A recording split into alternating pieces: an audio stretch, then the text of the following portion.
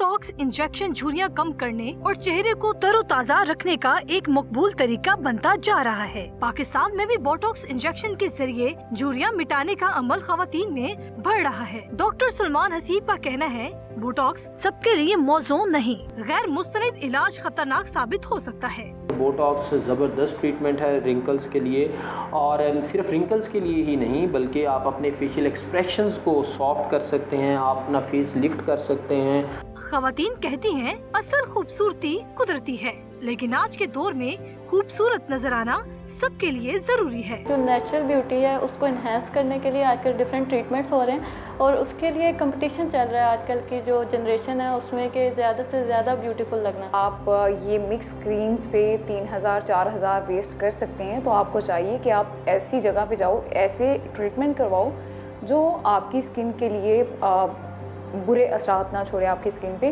Botox के जरिए वक्ती खूबसूरती तो लाई जा सकती है, लेकिन मुज़र असरात के बाइस इसकी कीमत भी चुकाना पड़ सकती है। माहिरीन का कहना है कि अद्वियात से वक्ती खूबसूरती तो मुमकिन है, मगर इसके नुकसानात नजरअंदाज नहीं किए जा सकते।